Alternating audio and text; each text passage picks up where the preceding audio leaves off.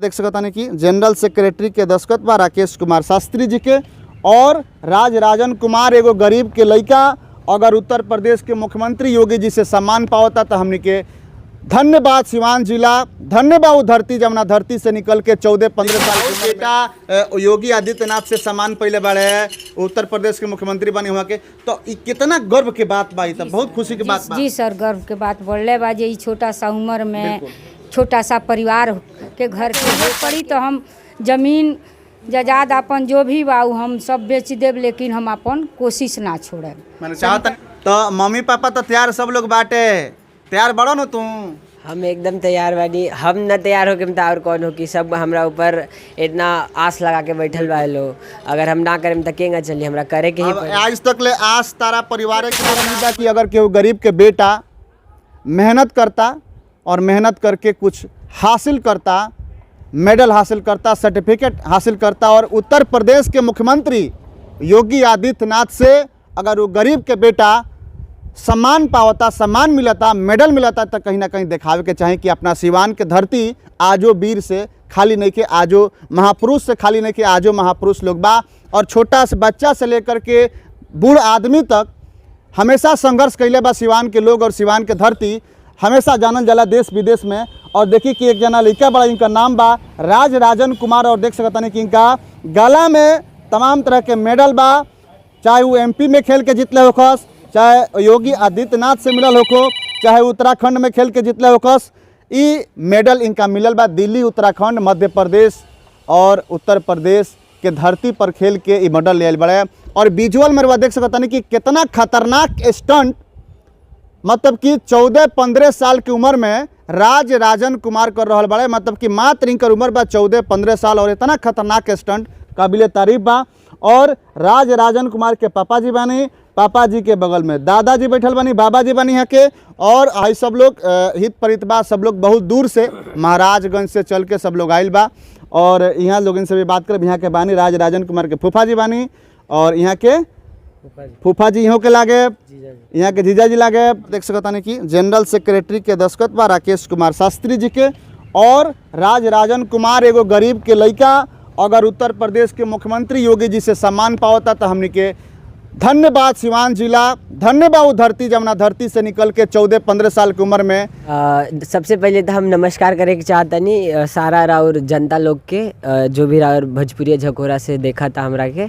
हमार नाम राज राजन कुमार भारती है, हम चिरैया मठिया से बानी, रामगढ़ पंचायती जीवान जिला सिवान। हम दिल्ली में अभी रहनी, वही जा पढ़त तानी, वही जा पढ़त लिखल बानी, 10वीं क्लास में बानी, और ओजा उत्तम नगर नाम के एगो टाउन या सिटी का सकतानी, वो में रहनी। पापा जी कौन काम करेनी? मजदूरी करेनी पटना में मजदूरी करेनी। अच्छा, तो का बने के इच्छा बा राज राजन कुमार, का बने के इच्छा बता? हम चाहतनी कि हम तनी UPSC में जाके जितना भी जो बिहार या जितना भी सरकार लोग के जो भी गलत शिक्षा होता ओकरा के हम ठीक करे के चाहता नहीं। अच्छा, तो का बने के चाहता? IAS बने के चाहता रहो? IAS, हाँ, IAS बने के चाहता रहो। और शिक्षा में बाकी सब चीज़ में सुधार करे के चाहता रहो? शिक्षा और जो भी स्पोर्ट्स एसोसिएशन की तरफ से जो भी गवर्नमेंट नहीं देत, स्पोर्ट्स के महत्व नहीं देत, वो हम महत्व दिलाए चाहता नहीं कंट्री के, स्टेट सन के, कि हमरा खानी और ही लोग पार्टिसिपेट कर सकत सर, क्योंकि दिल्ली में इतनी भूरी बावे जो भी पार्टिसिपेट करके, लेकिन बिहार में ही बिल्कुल नहीं। तो चलिए अब हमारा साथ में बानी राज राजन कुमार के माँ बानी, हमारा साथ में मम्मी बानी, वहाँ से हम बातचीत करें। कितना खुशी बा और बेटा मेडल में पर मेडल जीता रहे, सर्टिफिकेट मिलता, कितना खुश बानी? ठीक सर, पहले तो हमरा रउआ चैनल के प्रणाम बा और सब राउर आशीर्वाद बा। हम तो खुशी बढ़ले बानी, हमरा उम्मीद बा, हमरा विश्वास भी बा कि हमार लड़का कुछ ना कुछ करी हैं, या रउआ लोग इनके आशीर्वाद बा।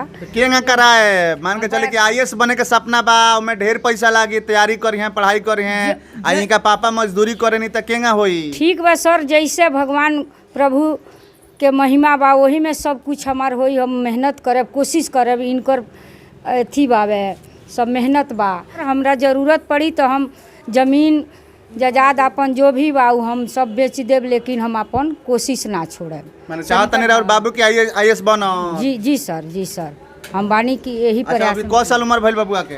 इस 16 साल में अब जा रहल बड़े। 16 साल में जा रहल बड़े। अच्छा, बबुआ के उम्र जब 5 बरिस होई तो वह सोचले हो कि हई गाला में इतना मेडल लटकनी है हई बबुआ? सर ई तो हमरा उम्मीद ना रहे, लेकिन 5 साल का हुए तो उम्मीद ना नहीं रहे। ना रहे, लेकिन ये सब सर ये भगवान रउर आशीर्वाद, इनकर मेहनत सब बा। अभी हमने के देखल जाता है कि गांव में 15 साल 16 साल के लड़का लफुआई करता रहे सन, दिन भर घूमता रहे सन एने ओने, लेकिन राउर बेटा योगी आदित्यनाथ से सम्मान पहले बाड़े, उत्तर प्रदेश के मुख्यमंत्री बने हुआ के, तो ई कितना गर्व के बात बा, तो बहुत खुशी की बात बा। जी सर, गर्व के बात बोलले बा जे ई छोटा सा उम्र में छोटा सा परिवार के घर के हो करके दिल्ली प्रदेश में पढ़ता रहे।